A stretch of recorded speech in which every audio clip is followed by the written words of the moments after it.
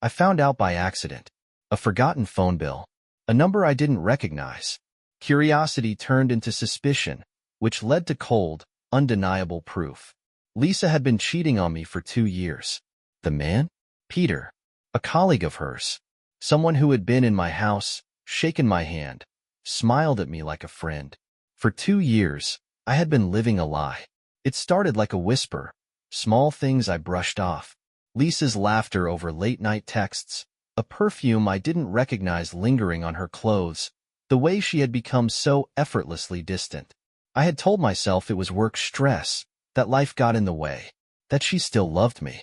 But love isn't supposed to feel like guessing. That night, I sat in the living room, staring at the bill in my hands, that unfamiliar number staring back at me like an accusation. My mind ran in circles, trying to find an explanation that wouldn't break me. Maybe it was a mistake. Maybe it was a friend. Maybe. I dialed the number.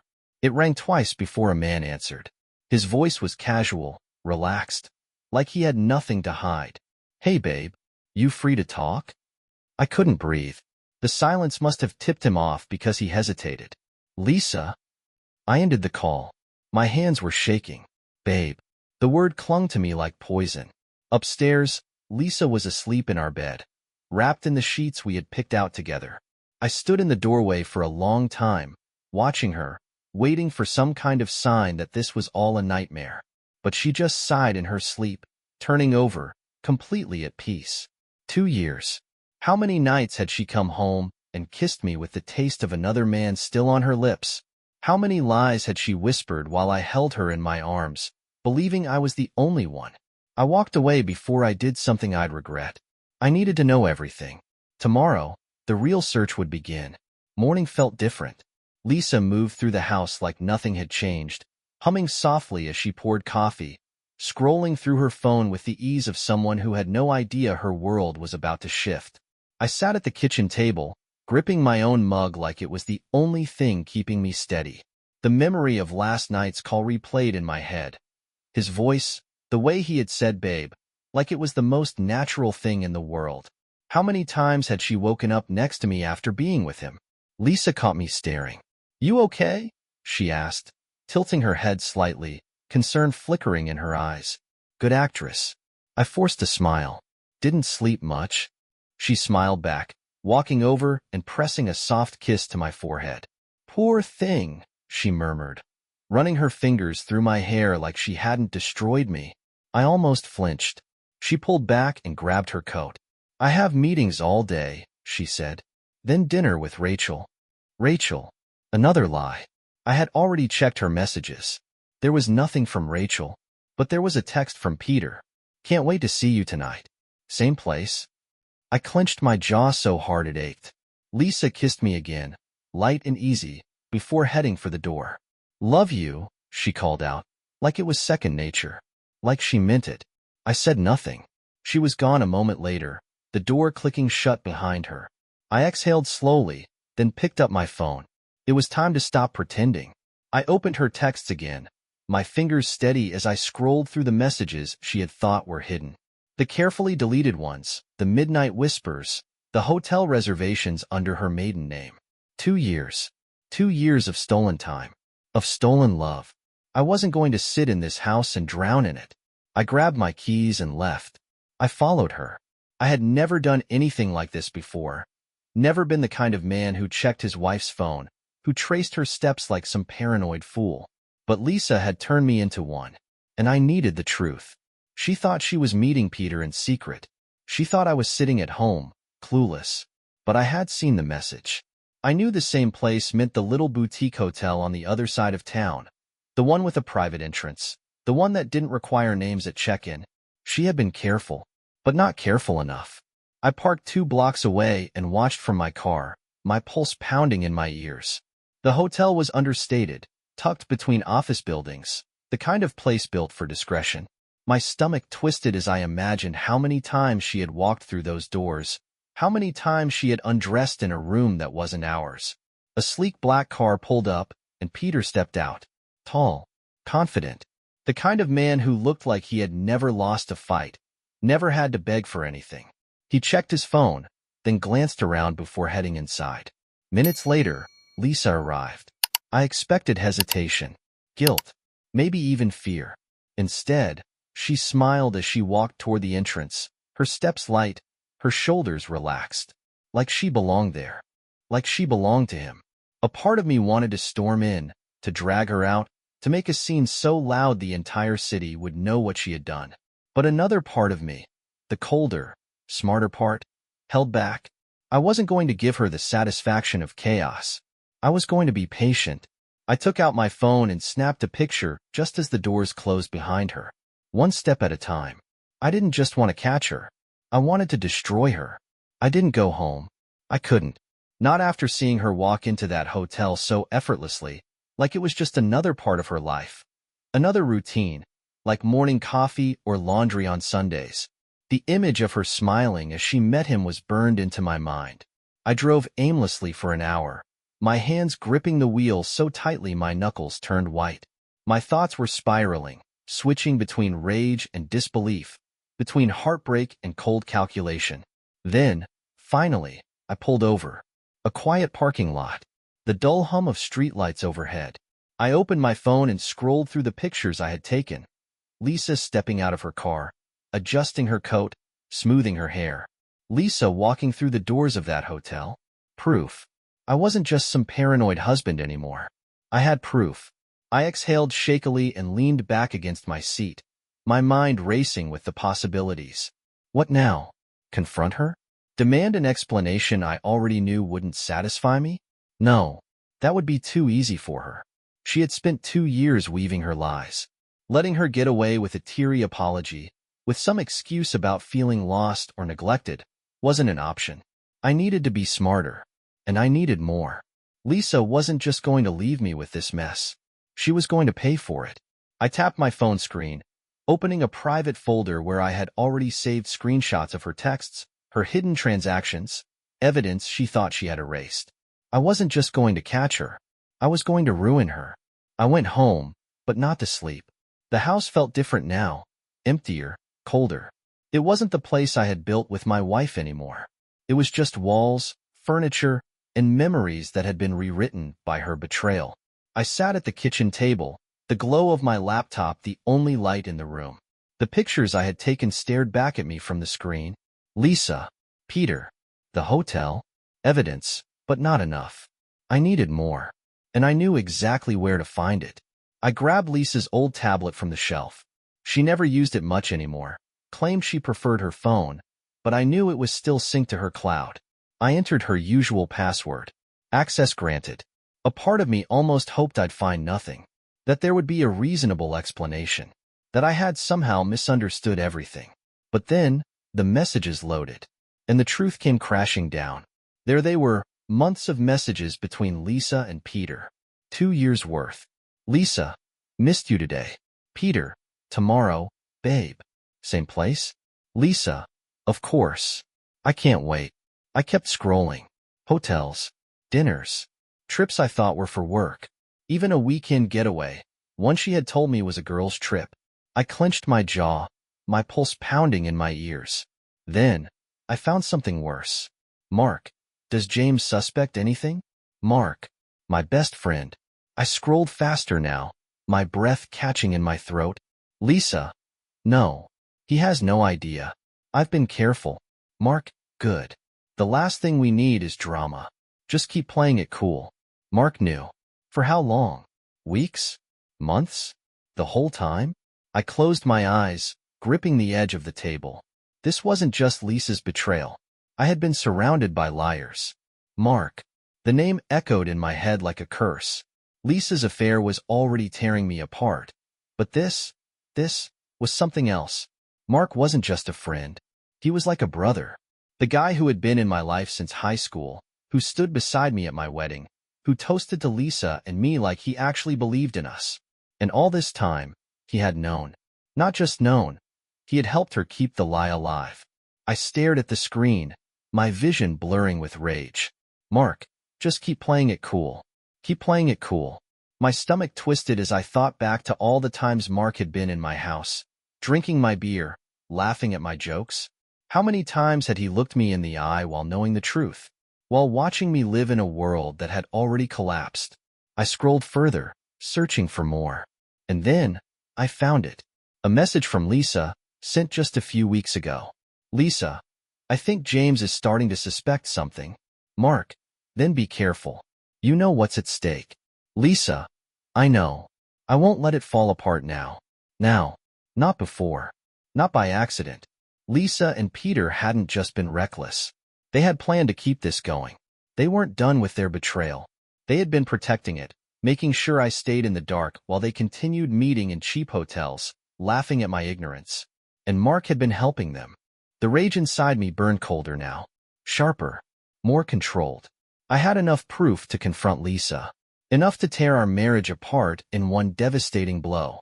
But suddenly, that wasn't enough. She had stolen 2 years from me. I was about to take everything from her. The next morning, I woke up with a plan. Lisa was still asleep beside me, her breathing steady, peaceful, like she hadn't spent the night in another man's bed just hours before. Like she hadn't conspired with my best friend to keep me in the dark. I watched her for a long moment, studying the woman I had loved for so many years. I wanted to feel something, pain, regret, even longing. But all I felt was cold, calculated resolve. She stirred as I got out of bed. Morning, she murmured, stretching lazily. I forced a small smile. Morning. She had no idea. As she went through her morning routine, I played my role perfectly. I kissed her cheek as she got ready for work. I asked about her day like nothing had changed. She smiled at me, oblivious, and walked out the door, leaving me alone with the truth. And now, it was time to use it. I spent the next few hours gathering everything I needed. The messages, the photos, the evidence of every lie she had told. Then, I made a few calls. The first was to a lawyer. Divorce was inevitable, but I wasn't going into it blind. I wanted to know my options. What I could take from her. What I could ruin. The second call was to someone I hadn't spoken to in a long time. Lisa's boss. A little digging had told me something interesting. The company she worked for had a strict morality clause.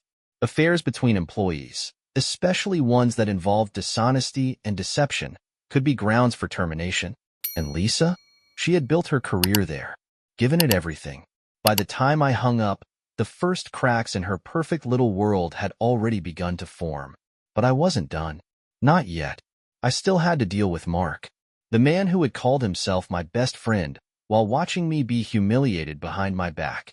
The man who had laughed with me over drinks, played cards with me on Friday nights, and sent texts encouraging my wife to keep playing it cool.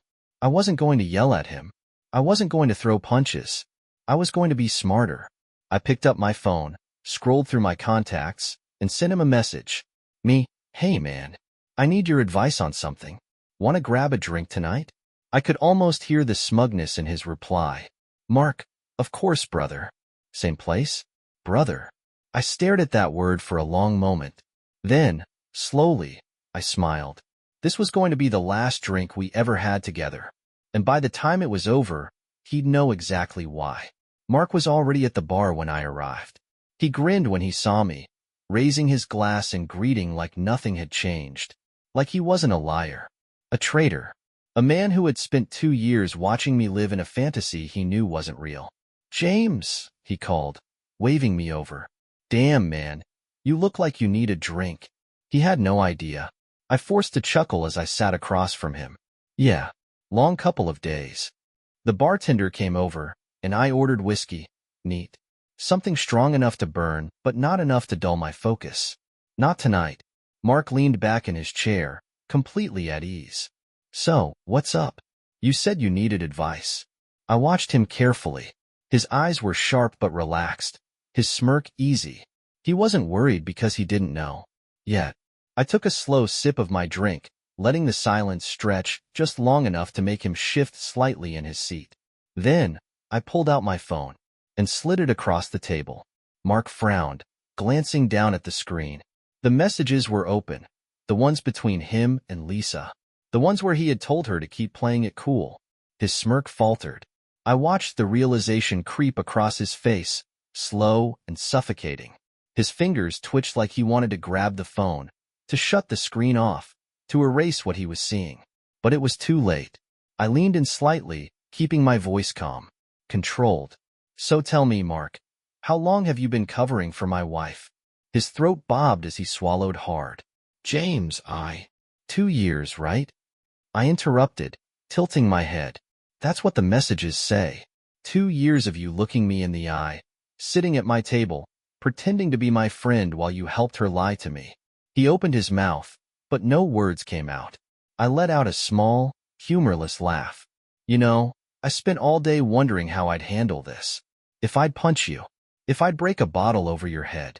If I'd make a scene so loud the entire bar would know exactly what kind of snake you are. Mark stiffened. But I realized something. I took another sip of whiskey, letting the warmth slide down my throat. You're not even worth my anger. He blinked, caught off guard. I'm not going to hit you, Mark. I'm not going to scream or throw a tantrum. I leaned back, crossing my arms. Because you're already pathetic.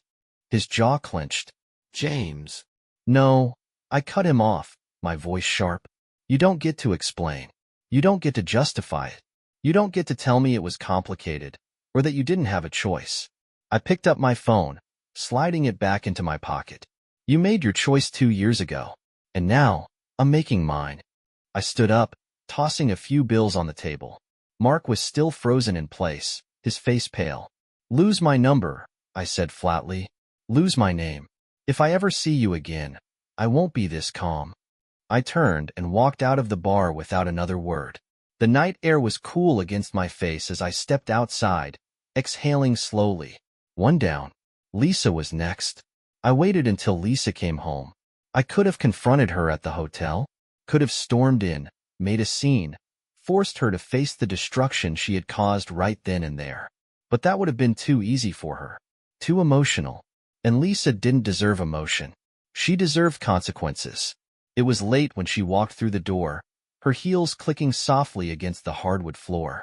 She looked tired, but satisfied, like a woman who had spent the night exactly where she wanted to be, with him. She barely glanced at me as she set her purse down. You're still up? She asked, stifling a yawn. I was sitting in the living room, a glass of whiskey in my hand, my laptop open on the coffee table. The glow from the screen lit up the documents I had been reviewing all night. Bank statements, travel receipts, screenshots of messages she thought had been erased. She was about to see everything. I didn't answer her question. Instead, I said, we need to talk. Lisa paused. There it was. That tiny flicker of hesitation in her eyes. She knew. She masked it quickly, plastering on a tired smile. Can it wait until morning? I'm exhausted. I ignored her and turned the laptop screen toward her. Sit. Her smile wavered. She hesitated for a second too long, then slowly lowered herself onto the couch across from me. Her eyes flickered to the screen, scanning the open files. Then, she saw his name, and the blood drained from her face. I leaned forward, my voice steady, cold. How long were you planning to keep lying to me? Lisa swallowed hard. James, 2 years, Lisa. I interrupted. 2 years of sneaking around. 2 years of telling me you were working late or grabbing drinks with Rachel. 2 years of him. She flinched. It's not what you think. I let out a short, humorless laugh. It's exactly what I think. And what's worse, you let me sit across from Peter at dinner. You let him shake my hand, step into my house, smile at me like a friend. She opened her mouth, but I didn't give her the chance to speak. I turned the laptop toward me and clicked play. The audio recording started. Lisa's own voice filled the room, soft, breathless, filled with affection she had never spoken to me in anymore. Lisa, I hate lying to him, but I can't stop. Peter, you don't have to. He'll never find out. Lisa, I know, but sometimes I feel guilty. Like, I should just end it. Peter, you say that, but here we are. Again. Lisa's face went pale. She didn't even blink as the recording kept playing. More confessions, more proof. I had planted the recorder in her purse the night before. She had carried it straight to him. And now, she was hearing every word she had whispered in secret. I closed the laptop with a soft click. Silence. Lisa's hands were shaking. James, Save it. I cut her off, my voice calm, almost bored. She blinked rapidly, her breath uneven. I didn't mean for it to happen this way. I love you, I stood up. She flinched. I don't want your explanations, I said. I don't want your apologies. I just want you gone. Lisa's lips parted slightly, her breath hitching. What? You heard me. I pulled a folder from the table and dropped it in front of her. Divorce papers. Already drafted. Her hands trembled as she touched the pages like they might burn her. I wasn't done. I spoke to your boss. Lisa's head snapped up, panic flashing across her face. I sent them some of these messages. Did you know they have a morality clause? I tilted my head. I guess you do now. Tears welled in her eyes. James, please. I ignored her. I've already cleared our joint accounts. My lawyer is filing the paperwork first thing in the morning. The house is in my name, the cars are in my name, and after I'm done, you'll have nothing. Her face crumpled. You wouldn't do that to me. I leaned in, my voice a whisper. You did it to yourself. Lisa let out a shaky breath, her hands gripping the divorce papers so tightly the edges curled. For the first time in 2 years, she looked truly afraid.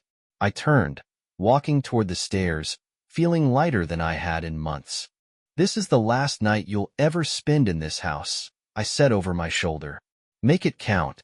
And then, I left her sitting there, alone, broken, and drowning in the ruins of everything she had destroyed. Lisa was gone by morning. I didn't hear her pack, didn't hear her crying, didn't hear anything at all. When I walked downstairs, the house was eerily quiet. No sound of coffee brewing, no soft humming from the kitchen, just silence. Her car was gone from the driveway. I stood in the doorway for a long time, staring at the empty space where it had been. I had imagined this moment for weeks, wondered how it would feel to finally be rid of her, to wipe her presence from my life like erasing a stain. And yet, I didn't feel relief. Not yet. Not when the weight of 2 years of betrayal still sat heavy in my chest. I turned back inside, my eyes landing on the divorce papers she had left on the table. She hadn't signed them yet. Of course, she hadn't.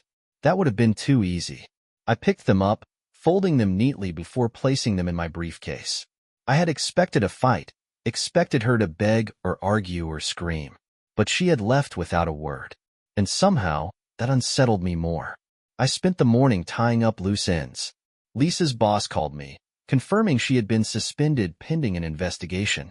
If they followed through on their morality clause, she'd be out of a job soon. My lawyer reassured me that we had the upper hand in the divorce. The house, the money, everything was on my side. I had made sure of it. But there was still one more thing left to do. I picked up my phone and called Peter. The line rang once, twice, then, hello? For a brief moment, I said nothing. I let the silence stretch, let him sit with the unknown. Then I spoke, my voice low and calm. You win, Peter. There was a pause. James. You can have her, I said. She's all yours now. Silence. Then, he let out a slow exhale. Look, man. I hung up. I wasn't interested in whatever excuses he had rehearsed, whatever weak attempts at an apology he had planned. He could keep her. I hoped she ruined him, too. That night, I sat alone in the house that no longer felt like a home. The pictures of Lisa and me were still on the walls. Her perfume still lingered in the air. It would take time to erase her completely, but I wasn't broken. Not anymore. I poured myself a drink and leaned back against the couch, staring at the empty space where she used to sit. For 2 years, Lisa had lied to me, deceived me, humiliated me. And now, for the first time in 2 years, she was gone. And that was the first step toward freedom. Days passed, then a week. Lisa had gone silent. No texts, no calls. Not even a pathetic attempt to explain herself. It was as if she had vanished, and I should have felt relief. Instead, there was an unsettling emptiness. Not because I missed her, God. No, but because I had spent so long waiting for something. A final fight, an apology, a desperate plea. But there was nothing. Just the sound of my own footsteps echoing through the house that had once been ours. Until one night, when she finally broke the silence. It was late. Too late for anything good. My phone buzzed, and for a second, I thought it was my lawyer. But when I glanced at the screen, I felt my stomach twist. Lisa. For the briefest moment, I debated ignoring it, letting her sit in her own guilt, her own ruined life. But something in me needed to know, needed to hear her voice one last time. I answered. She didn't speak right away. I could hear her breathing, uneven and shaky. Then, James. Just my name, barely a whisper. I said nothing. Let her drown in the silence she had left me in. Then she exhaled, and her voice broke. I messed up. I laughed, sharp, bitter. No shit, Lisa. I don't know what I was thinking, she stammered. I thought Peter was something he's not. I rolled my eyes. Let me guess. He's not the man you thought he was? He didn't drop everything to play house with you? She choked on a breath. He won't even speak to me. I lost my job, my apartment. I have nothing, James. Good. She deserved nothing. But then, she said something that almost made me freeze. I miss you. I clenched my jaw. No, Lisa. You miss the life you destroyed. Silence. Then, quietly, she whispered, Can we talk? Please. I almost laughed. Talk? Now? Where was this desperation when she was sneaking around behind my back? Where was this regret when she was lying to my face? I leaned back in my chair, staring at the ceiling. You don't get to ask for things anymore, Lisa, I said, my voice cold. You lost that right the second you chose him over me. James, please. Click. I ended the call. And just like that, I was free again. I blocked her number that night. There was nothing left to say. Nothing she could do to undo the betrayal, to erase 2 years of deception. She had made her choice. And now, she was drowning in the consequences. I wasn't going to save her. Lisa was no longer my problem. The divorce was finalized within weeks. My lawyer made sure it was swift and merciless. Lisa left with nothing. No house, no car, no comfort of the life she had once known. She tried to fight it at first, but the evidence I had gathered left her with no ground to stand on. She signed the papers. And just like that, she was gone. Months passed. The wounds she left behind slowly healed, replaced by something sharper, stronger. I didn't move out of the house. I refused to let her take that from me, too. Instead, I repainted the walls, changed the furniture, erased every trace of her until it felt like mine again. Until I no longer woke up expecting to see her beside me. Until her ghost finally faded. One day, I ran into Mark. I was coming out of a coffee shop when I saw him across the street. He looked different, worn down, older somehow. Guilt had a way of eating at a man. He saw me, too. For a second, I thought he might look away, pretend he hadn't noticed me. But then, he hesitated and started walking toward me. I didn't move. When he stopped a few feet away, he opened his mouth like he wanted to say something. Maybe an apology, maybe an excuse. I didn't care. I shook my head once. A silent warning. And then I walked away. I didn't need his words. I didn't need closure. I had already won. Lisa reached out once. Not directly. She couldn't. But I heard from mutual friends that she was struggling. That she was moving from couch to couch, trying to piece her life back together. That she was alone. Maybe part of me should have felt pity. I didn't. She had stolen 2 years from me, and I had taken everything from her in return. Fair trade. One evening, I sat on my back porch, a glass of whiskey in hand, watching the sun dip below the horizon. For the first time in years, my mind was quiet. No anger. No regret. No wondering why or what if. Just peace. Lisa had been my past, but she wasn't my future. I was free. And I had never felt lighter. The end. If you like this story, please like and subscribe to the channel.